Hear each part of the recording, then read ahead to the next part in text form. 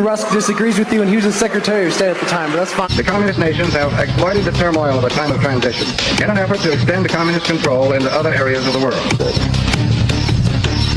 Thoughts on Dean Rusk and America's involvement in Vietnam? I know next to nothing about that. Exactly.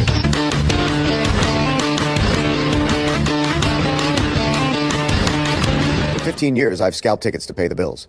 But in January 2016, I almost managed a real career. I was 31. I'd been in Los Angeles for 5 years writing scripts. There had been minor successes, a couple of small projects optioned, and I'd recently started writing with my best friend. We were writing constantly, making each other better, building momentum. Success felt close. Back then, it always did. We'd written a pilot script that a veteran showrunner had agreed, in a very theoretical, very Hollywood sort of way, to come onto. That project had fizzled. So we were surprised when an executive emailed us out of the blue to meet. The showrunner explained he'd submitted us for an upcoming writer's room he was going to run. The exec had loved our pilot and wanted to hire us. This was it, the moment our careers were supposed to take off. We'd put in our time. I'd been tutoring SATs and reselling tickets to make ends meet while I wrote, and 5 years seemed par for the course, based on the slightly older guys we knew who'd made it. But of course, by 2016, we were already too late. The showrunner emailed us back apologetically. I had initially thought I might be able to bring you guys on, he wrote, but in the end it wasn't possible. We met with the executive anyway, a Gen X white guy, who told us how much he loved our pilot. But the writer's room was small, he explained apologetically, and the higher level writers were all white men. They couldn't have an all-white male room. Maybe if the show got another season, they'd be able to bring us on. They never did. The doors seemed to close everywhere and all at once. In 2011, the year I moved to Los Angeles, white men were 48% of lower-level TV writers. By 2024, they accounted for just 11.9%. The Atlantic's editorial staff went from 53% male and 89% white in 2013 to 36% male and 66% white in 2024. White men fell from 39% of tenure-track positions in the humanities at Harvard in 2014 to 18% in 2023. In retrospect, 2014 was the hinge, the year DEI became institutionalized across American life. The world is not rooting for you. In fact, it's deliberately rooting against you. In industry after industry, gatekeepers promised extra consideration to anyone who wasn't a white man, and then provided just that. With every announcement of promotions, there was a desire to put extra emphasis on gender, a former management consultant recalled. And when you don't fall into those groups, that message gets louder and louder and gains more and more emphasis.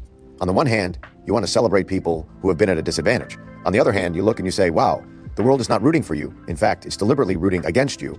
As the Trump administration takes a chainsaw to the diversity, equity, and inclusion apparatus, there's a tendency to portray DEI as a series of well-meaning but ineffectual HR modules.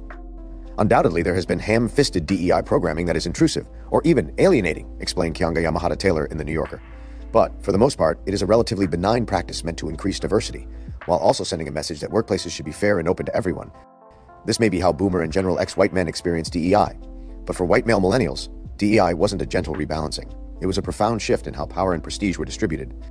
Yet practically none of the thousands of articles and think pieces about diversity have considered the issue by cohort. This isn't a story about all white men. It's a story about white male millennials in professional America, about those who stayed and who stayed quiet. The same identity, a decade apart, meant entirely different professional fates. If you were 40 in 2014, born in 1974, beginning your career in the late 90s, you were already established. If you were 30 in 2014, you hit the wall. Because the mandates to diversify didn't fall on older white men, who in many cases still wield enormous power. They landed on us. Media matters. It may be hard to remember now, but a decade ago, the prevailing critique of American journalism was that it was woefully lacking in gender and racial diversity. There had been hope that new media would be different, that the internet might bring in a wider range of voices. But by the mid-2010s, that optimism was waning. New media ventures like Vox, BuzzFeed, and Politico are trying to shake up the way people get their news and entertainment online, NPR reported in 2014. But critics say those newsrooms and leadership roles are overwhelmingly made up of white men. The critics were mostly right. Gawker was still 57% male and 79% white. Vice was majority male and 70% white. At 5:38, Nate Silver complained about a gender gap so severe that only 15% of applications were from women. It was into this world that Andrew arrived in 2015. He took a job at a prominent new media organization and was put on the general assignment desk, monitoring breaking news and cranking out overnight write-ups. It was rewarding, he told me. But if you can imagine working a full-time gig, nights, weekends, and then, on top of that, trying to build up a beat on the side that could eventually propel you into something sustainable, it's always difficult. He enjoyed the work and developed a beat. There was still a general optimism in the air, especially around new media. I'd very well regarded deep dives and occasionally scoops, he said. I had credibility as somebody who had come from a more left-leaning perspective, was well-sourced on the left, but was willing to give them a kick in the teeth every now and then. At the time, it felt really about holding power to account and giving new ideas a fair airing. After college, before he moved into journalism, Andrew had worked in the nonprofit world. Ambient talk about diversity and power structures had been part of the general atmosphere, and he'd never much thought about it. In any progressive space, there was always at least some concern about representation, he explained. I did not see that in any way impeding my advancement for the first 6 or 7 years of my career, but that view became harder to sustain. In 2019, David Haskell, who had just been named editor-in-chief of New York Magazine, was asked to respond to staff disappointment that another white man had been elevated to the role. I understand that reaction. Part of me shares it, he told his staff. The most effective way to move the needle on diversity hiring is for a strong, loud commitment to come from the very top of the masthead. I plan to do exactly that. Andrew didn't work at New York, but he watched similar pressures reshape his newsroom. He'd been there for 5 years, a beat reporter who couldn't seem to move up, and suddenly all anybody could talk about were diversity metrics. Management was, as he put it, obsessive about recruiting people of color, but the pool was small and anyone promising was quickly poached by the New York Times or cable news. With all the declarations these newsrooms had been making, the imperatives, enough white guys already, seemed to me to be the mantra, he told me. And you couldn't help but wonder if that meant you were being passed up for opportunities, even in your own organization. Institutions pursuing diversity decided that there would be no backsliding. If a position was vacated by a woman or person of color, the expectation was it would be filled by another woman or person of color. The hope was always that you were going to hire a diverse candidate, a senior hiring editor at a major outlet told me. If there was a black woman at the beginning of her career you wanted to hire, you could find someone. But if she was any good, you knew she would get accelerated to the New York Times or the Washington Post in short order.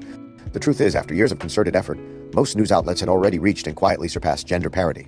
By 2019, the newsrooms of ProPublica, the Washington Post, and the New York Times were majority female, as were new media upstarts Vice, Vox, BuzzFeed, and the Huffington Post. And then 2020 happened, and the wheels came off. In the aftermath of George Floyd's death, newsrooms tripped over themselves to stage a reckoning. The New York Times solemnly promised sweeping reforms, on top of the sweeping reforms it had already promised. The Washington Post declared it would become the most diverse and inclusive newsroom in the country. CNN pledged a sustained commitment to race coverage, while Bon Appetit confessed that our mastheads had been far too white for far too long, and that the magazine had tokenized many BIPOC staffers and contributors. NPR went further still, declaring that diversity was nothing less than its North Star. These weren't empty slogans either. In 2021, new hires at Condé Nast were just 25% male and 49% white. At the California Times, parent company of the Los Angeles Times, and the San Diego Union Tribune, they were just 39% male and 31% white.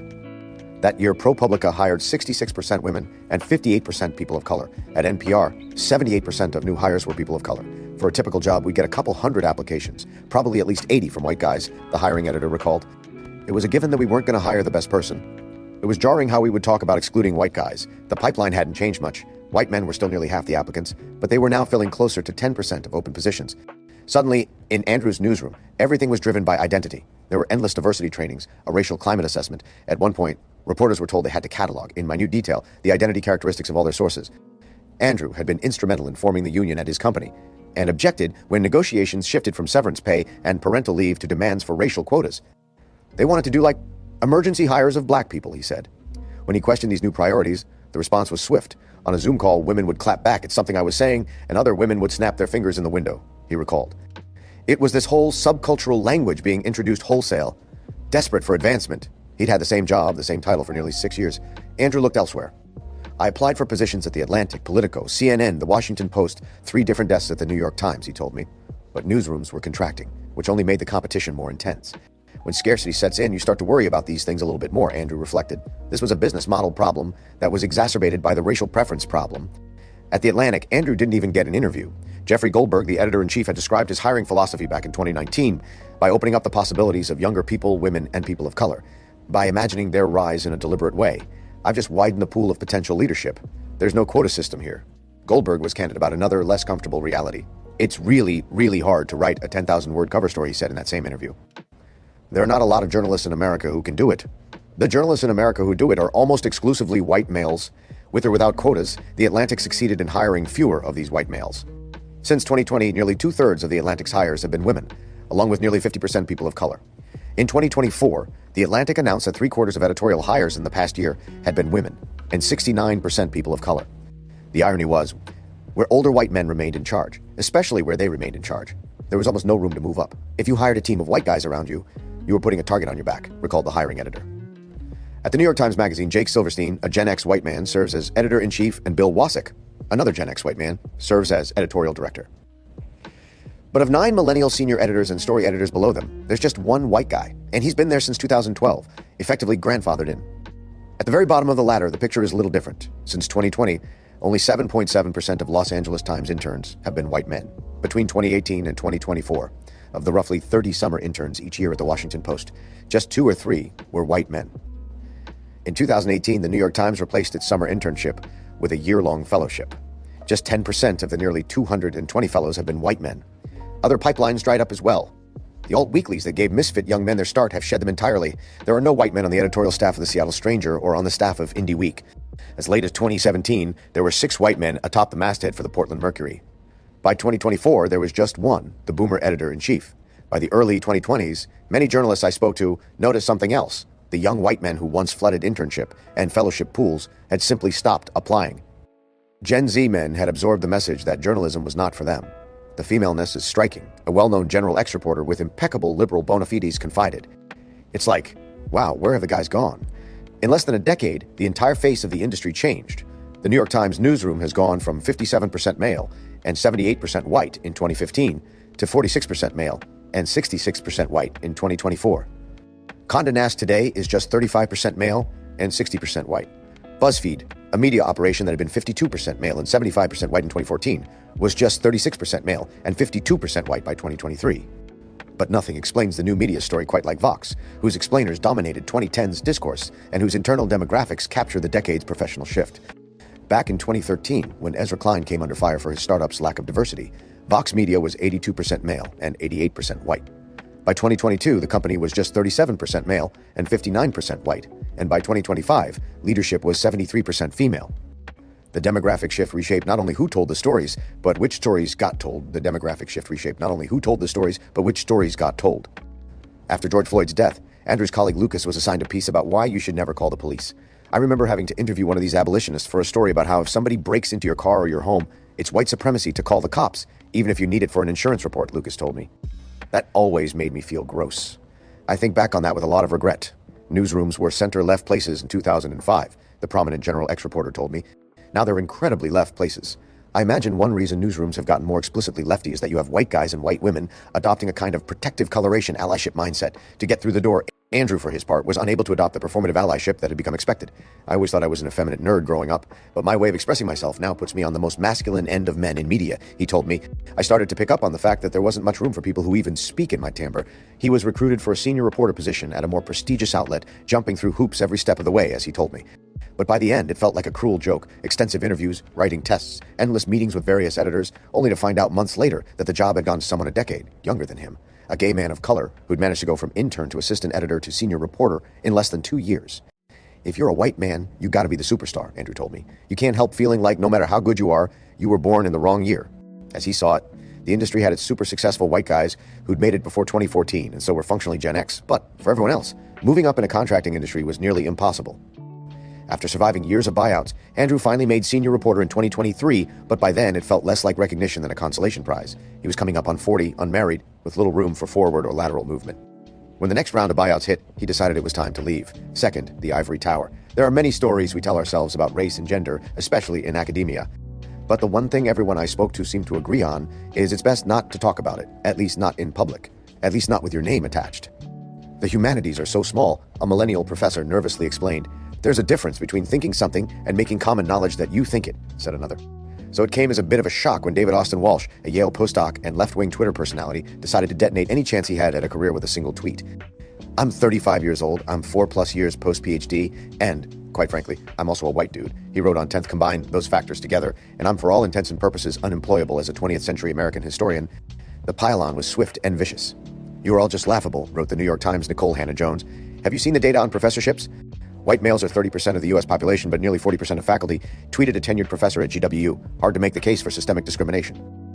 It didn't matter that as far back as 2012, women were more likely to be tenure track across the humanities than men, or that a 2015 peer-reviewed study suggested that STEM hiring favored women, or even that CUPAR, an association of academic DEI professionals, found that assistant professors of color and female assistant professors are overrepresented in comparison to U.S. doctoral degree recipients. As in other industries, what mattered were the optics. When people looked at academia, they still saw old white men, lots of them. A big part of why it's hard to diversify is the turnover is really slow, a tenured millennial professor explained.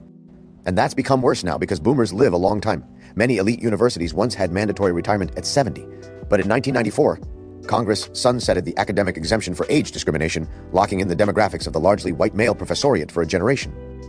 White men may still be 55% of Harvard's arts and sciences faculty, but this is a legacy of boomer and Gen X employment patterns.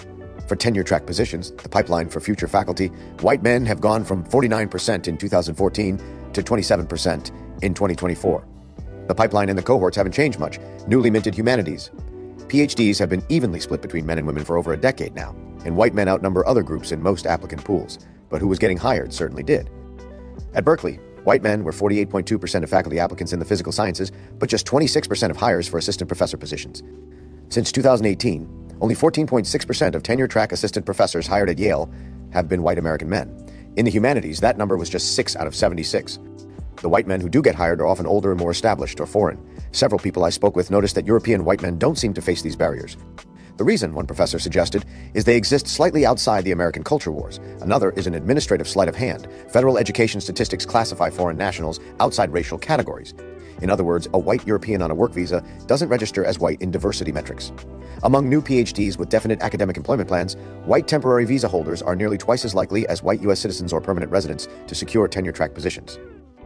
Senior hiring still is very often white men. Will, an Ivy League professor, told me. His humanities department had hired 2 higher-level white men, then conducted a search for a junior professor. There was one white man among the finalists. On paper, he was so clearly the strongest candidate, Will remembered. It really kind of did feel like, well, we can't not interview this guy, but we're still not going to hire him. He had been told, if we're on the fence here, we should not go with the man again. Among 16 tenured or tenure-track millennials, just one is a white man. Yale's history department, with 10 white male professors over the age of 70, provides a striking illustration of the generational divide in hiring. Since 2018, they've hired 4 older white men as full professors, but among 16 tenured or tenure-track millennials, just one is a white man. At 84, the Cold War historian John Gaddis isn't even the oldest in the department. The Yale history department at the time I arrived in 1997 was overwhelmingly white and male, if not yet millennial, he told me in an email. Some remedial action was long overdue. This remedial action can take many forms. Berkeley commissioned regression analyses to identify which quasi-legal strategies would produce the fewest number of white male job offers.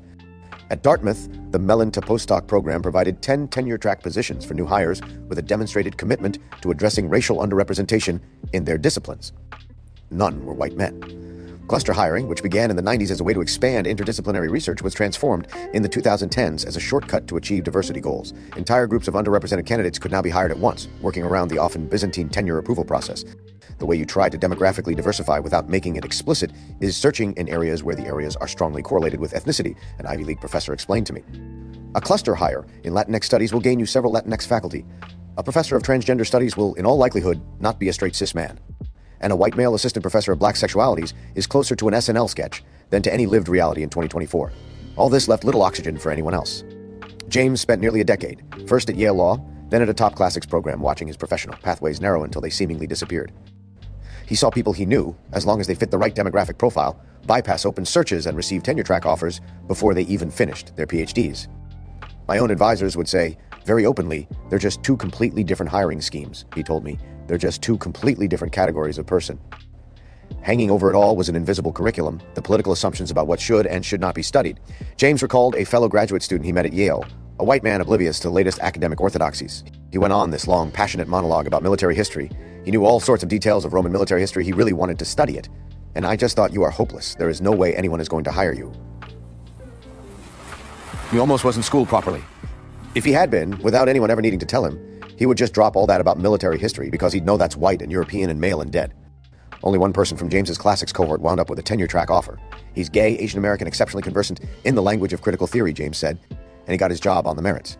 He's extremely good, but he's into stuff that's also very in. James, on the other hand, applied to just a couple of tenure-track jobs in classics before he gave up. Most people didn't even try, he told me. For young white men doing dead white male stuff, it was just totally hopeless. I operated under completely false assumptions. Ethan, an Ivy League-educated social scientist, told me he'd always had the vague and naive idea that professionally everything would work itself out. I was going to be a tenure-track professor, he said. That was my expectation. Like so many middle-class, millennials in the Obama era, Ethan believed he was on the right side of history. He had entered academia after an unsatisfying stint in the corporate world precisely because he was interested in issues of inequality. He wanted to make the world a better place. I came in wide-eyed, bushy-tailed, but I felt like in the early 2010s there was good reason to feel that way, he told me. Society was moving in a direction that felt more fair, less caste-oriented. After Ferguson and Black Lives Matter, and then #MeToo. As talk of diversity and representation and privilege swept across campuses, universities responded with a host of new initiatives. While faculty diversity programs had been in place for decades, Penn and Columbia committed tens of millions of dollars to address the issue in 2012, Harvard in 2006, and Yale had launched efforts as early as 1999. These had been mostly ineffective. This time would be different. The new initiatives may have had ethereal, non-specific names like inclusive excellence and toward new destinations, but they had very concrete goals. Things changed really quickly, Ethan said. I think I was just a couple of years off in terms of what the opportunities looked like. In his first year on the academic job market, Ethan applied to nearly 50 jobs. It was a slog. He was thrilled when he was a finalist for a tenure-track position at Brown University. He was flown out to Providence, where he toured the campus and met with faculty. But Brown, like much of the academic world, had other institutional priorities. Back in 2016, Brown had pledged to double faculty diversity within 6 years. There is significant work to do in the coming months and years to implement the Diversity and Inclusion Action Plan, Provost Richard Locke, himself a white male boomer, said at the time. A diversity representative was installed on every job search committee. The Office of Institutional Equity and Diversity reviewed all hiring advertisements as well as faculty short and long lists. To give a sense of what this meant on the ground, in 2022, there were 728 applicants to tenure-track jobs in the humanities at Brown, 55% of whom were men. At every stage of the process, the male share was whittled down. The long list was 48% male, the short list 42%. Only 34% of candidates who made it to the interview round were male, and only 29% of the jobs were ultimately offered to men. A similar dynamic played out in the social sciences. 54% of the 722 applicants were men. 44% of the shortlist was male, and just 32% of job offers were tendered to men. In the physical sciences, women were 23% of applicants, but received 42% of job offers. Ethan made it to the final interview round at Brown. After a long back and forth with the search committee, a sign, he believes, of internal dissension, he lost out. They wanted everything through the prism of race, Ethan recalled. Unless you place squarely at the center of your research, you're vulnerable, especially if your identity doesn't fit the desired profile. Of the men who managed to pass through Brown's gender gauntlet, almost none are white. Since 2022, Brown has hired 45 tenure-track professors in the humanities and social sciences. Just 3% were white American men. Over the next 3 years, Ethan applied to dozens more positions, including at UC Berkeley and UC Irvine. As elsewhere, the UC schools required DEI statements, in which prospective faculty were asked to detail future plans to advance diversity, equity, and inclusion. Ethan had to write dozens of these statements in the course of his job search. But the UCS took it a step further. Under an $8.5 million state program called Advancing Faculty Diversity, UC administrators used DEI statements as a first cut to winnow down applicant pools before faculty were even allowed to consider candidates. Ethan didn't make any UC shortlists, but why would he have? The program had achieved its intended effect. At Berkeley, as recently as 2015, white male hires were 52.7% of new tenure-track faculty. In 2023, they were 21.5%. UC Irvine has hired 64 tenure-track assistant professors in the humanities and social sciences since 2020. Just 3 are white men. Of the 59 assistant professors in arts, humanities, and social science appointed at UC Santa Cruz between 2020 to 2024, only 2 were white men. All in all, Ethan was a finalist for a tenure-track position 5 times. He was flown out again and again for interviews and meet and greets and departmental dinners, always the bridesmaid, never the bride. At a certain point, he began to see himself the way the search committees did. Other identifiers or other things I valued about myself have receded, he explained. Being a white man, meanwhile, moved into the foreground in a way that I didn't expect. It's taken a toll on Ethan's personal life. He's been with his partner for 7 years, but they've spent much of that time treading water. They want kids, but without the financial security of a tenure-track position, it's daunting. That decision is on hold and may never happen, he said. He's always anxious the grant money might dry up. I don't feel like my career path is leading anywhere. It feels like a dead end. Occasionally, he surrenders to anger and bitterness. There's a huge group of talented white men who can't get tenure-track jobs, he told me, for a set of institutions so obsessed with bias, they're completely blind to their own. As for Richard Locke, the provost who spearheaded Brown's Diversity and Inclusion Action Plan, in 2022, Locke left to accept a sinecure as dean of Apple University, Apple's in-house personnel training facility. In all searches, there has been consistent attention to diversity and inclusion. He bragged in a valedictory interview. His replacement at Brown was, who else? Another. 60-year-old white man, Third Peak TV. Matt is the sort of smart, slightly manic cinephile who's been a fixture of Hollywood forever. The guy at the bar who can explain why a project was greenlit or why a director got hired and dismiss the latest Netflix release with a wave of his hand. Like me, Matt moved out to Los Angeles in 2011. But unlike me, by 2014, he'd landed a job as a staff writer on a network TV series. I thought I would be one of those mediocre white jabronis who just floats to the top and works forever, he said. He earned more money from that single episode of network TV than he'd seen in his life. He felt he was on a familiar trajectory. Write some specs, network around, get your break, and then work steadily until you get your own show. But he couldn't outrun the culture. In the fall of 2014, the Oscars nominated only white people for acting awards, and hashtag #OscarsSoWhite was born. The New York Times ran story after story. The Academy promised reform, as did the studios, and they delivered. In 2015, Matt was looking for a follow-up job as a staff writer or story editor. I couldn't crack anything, he recalled. It was like almost immediate. There was a real disillusionment because I thought it was just kind of me for a while. It wasn't. Hollywood was in the midst of a revolution. As hashtag #OscarsSoWhite bled into hashtag #MeToo, the mandates only intensified. You could read a white guy's script, a former assistant to a Gen X white male showrunner told me. But there was no way in hell that person was going to get staffed on the show. Showrunners only had a couple of spots for white people, and they kept those for the 40 or 50-year-old white guys they'd known for years. A whistleblower sent me a document from early 2017, an internal need sheet compiled by a major talent agency, that shows just how steep the headwinds were. Across the grid, which tracks staffing needs for TV writers' rooms, the same shorthand appears dozens of times. Diverse, female, women, and diverse only. These mandates came from some of the most powerful names in television: Noah Hawley, Dean Devlin, Ryan Murphy. This was systematic discrimination, documented in writing, implemented without consequence. It's striking how casual it all was. Chicago Fire, the UL can be, but we need diverse SWS. As in other industries, upper-level positions, writers with experience and credits could still be filled by white men. But the entry-level jobs, the staff writer and co-producer positions that Matt and thousands of other aspiring writers were competing for, were reserved for others.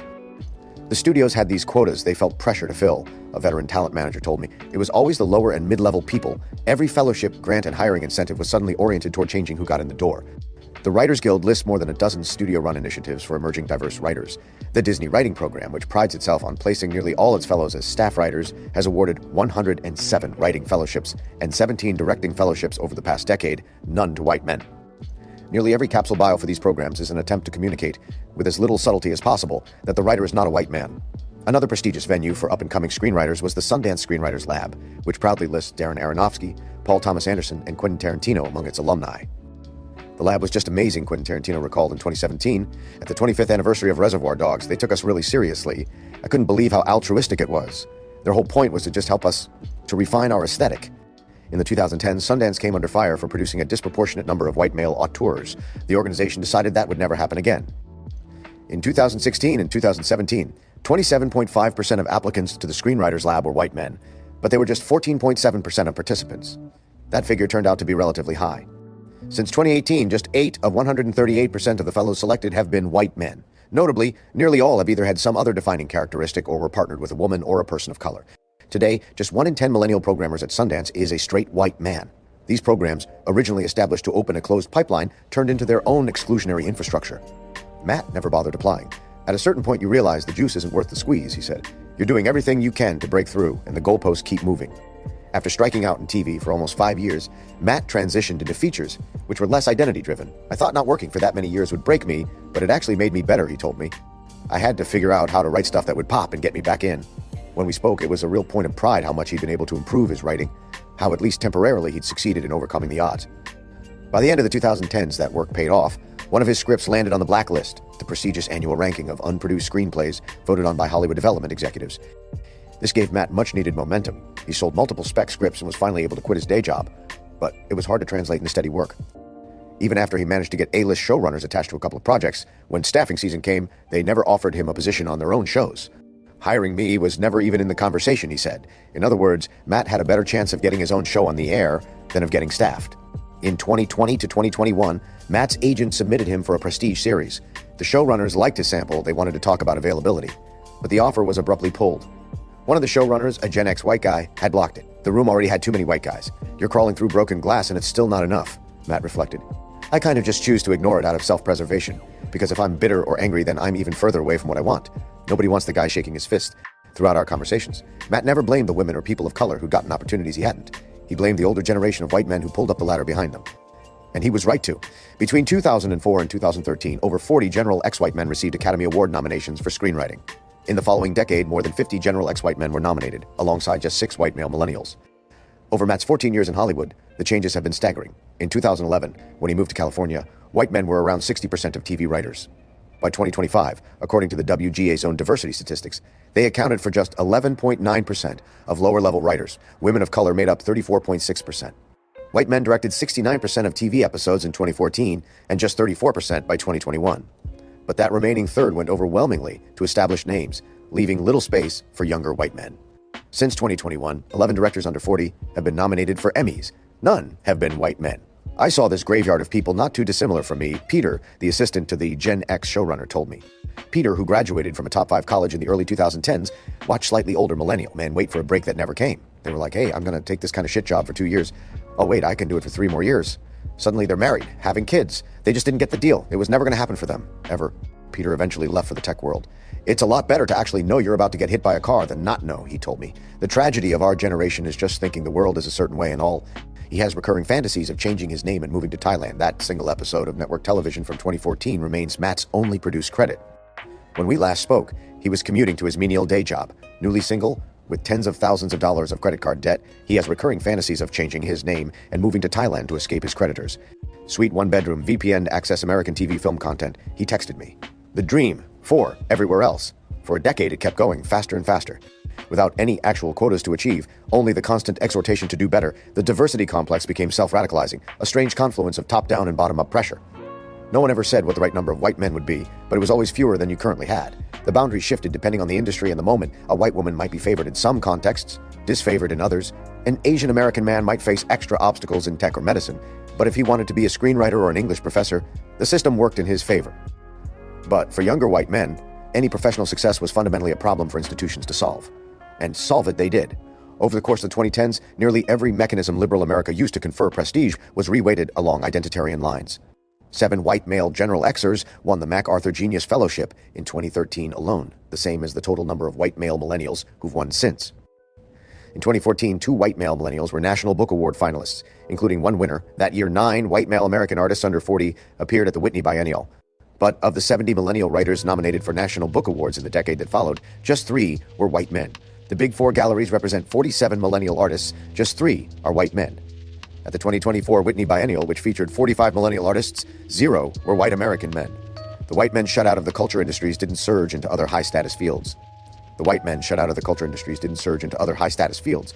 They didn't suddenly flood advertising, law, or medicine, which are all less white and significantly less male than they were a decade ago. White men dropped from 31.2% of law school matriculants in 2016 to 25.7% in 2024. The shift in medicine has been even more dramatic. In 2014, white men were 31% of American medical students. By 2025, they were just 20.5%, a 10 percentage point drop in barely over a decade. At every step, there's some form of selection, a millennial oncologist told me. Medical school admissions, residency programs, chief resident positions, fellowships. Each stage tilts away from white men or white adjacent men. The white guy is now the token. Nor was tech much of a refuge. At Google, white men went from nearly half the workforce in 2014 to less than a third by 2024, a 34% decline. In 2014, at Amazon, entry-level professionals, college graduates just starting out, were 42.3% white male. These were the employees who, if they'd advanced normally over the next decade, would be the mid-level managers of today. But mid-level Amazon managers fell from 55.8% white male in 2014 to just 33.8% in 2024, a decline of nearly 40%. The pipeline was never 50 to 50. A former management consultant explained, elite business schools remained around 60% male and predominantly white throughout the 2010s. But we were hiring as if it were 50 to 50 anyway for a lot of guys in their mid-30s. Around 2017 to 2018, it was a quite dramatic shift, one tech-adjacent journalist told me. They're all like, whoa, suddenly every door is closed, and I am just not going to move ahead at this company at all, because it's been lightly, and sometimes not so lightly communicated to me, that there's just no way the job I want is going to be given to a white guy. A whole generation found their path was blocked. The refuges that young white men did find, crypto, podcasting, Substack, were refuges precisely because institutional barriers to entry didn't exist. A friend who's now an executive at a major crypto company scraped by as a freelance film editor for years. He applied to Netflix 5 times. Eventually, he was told explicitly that they didn't need more white guys. He didn't go into crypto because it was high status. Hollywood, the high status industry, wouldn't have him. The DEI departments have mostly shut down or quietly rebranded. The mountains of reports and glossy PDFs have been quietly scrubbed as if to hide the evidence.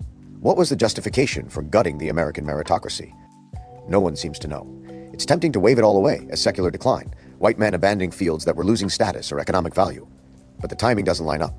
The sharpest declines in opportunity for younger white men didn't happen during the rolling crises of the past few years. They were baked in during the mid-2010s, when new media was expanding coverage, universities were growing, and Hollywood was at peak TV. Which raises some uncomfortable questions. Is the media more trusted now than a decade ago? Is Hollywood making better films and television? Is academia more respected? Have these institutions become stronger since they systematically excluded an entire cohort, or did abandoning meritocracy accelerate their decline? The fact that other groups in other eras have faced worse discrimination, that in the grand scheme of things the disenfranchisement of white male millennials was relatively mild, is not itself an argument. Especially when the entire liberal establishment insists that nothing actually happened, that the mild correction was in fact no correction at all, and that any white man harmed in the process was in fact mediocre. Because what they're really saying is, we weren't supposed to notice. Over the past 2 years, I've spoken with dozens of white male millennials, excavating hopes and dreams, disappointments and resentments. To a man, they insisted on anonymity. There were frenzied pre-publication negotiations over what personal details I could include, back and forths over words and phrases, requests to change pseudonyms to sound even less like real names. Standing behind it was a fear that they would end up being that guy. Even the successful white men I spoke to understood that something had fundamentally changed. They expressed gratitude and relief, a recognition that success was contingent, easily disrupted by circumstances beyond their control. There was so much fragility to things going well in the first place, one tenured professor told me, that it's natural to think a slight perturbation would have meant things went worse.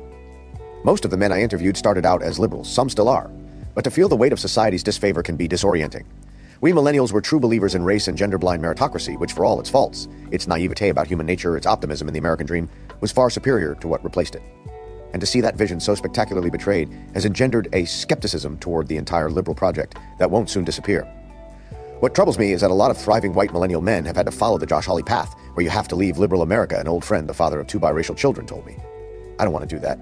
Liberal America is my home, but if everyone says this is not the place for you, what are you supposed to do? Fifth back in the room. Back in that office in early 2016, after the executive had explained why he couldn't hire us, the meeting continued like any other. We talked about what we were working on. He told us about his company's upcoming slate, some Shanghai detective show, an adaptation of a novel about the early Dutch settlement in New Amsterdam. Like most Hollywood meetings, we concluded by promising to find a way to work together soon. And then, as we were leaving, the exec asked if we wanted to go down to the writer's room and say hello to the showrunner. The room was modest as far as these things go, a big whiteboard, a long table, people snacking in the back. The showrunner introduced us to the show's creator, and they immediately returned to the debate they'd been having before we arrived. Whether 2 people who take 2 different time machines from different points in the past into the same fixed moment in the future could then switch time machines upon their return. Were there any hidden paradoxes involved? What were the implications? We gave our feeble input. The rest of the staff slouched silently in the back. 3 comfortable Hollywood lifers in their 40s and 50s, white guys with IMDb bios from an alternate universe, along with the 2 younger women who'd gotten the jobs we'd been up for. That was the last time either of us saw the inside of a writer's room. Eventually, the time machine conundrum unresolved. We said our goodbyes. There would be other screenplays, other projects, visits to studio lots and major pitches, but that was the last time either of us saw the inside of a writer's room. That was the moment we came closest to a career. Had the political environment been different, one job might have led to another, and today I might have colleagues, work friends, a whole range of professional and personal experiences, an entirely different life. At the time, I blamed those women. Of course I did. They've since ascended the TV ladder and work as co-executive producers on major shows. On some level, even today, I can't help but think, that could have been me. That should have been me.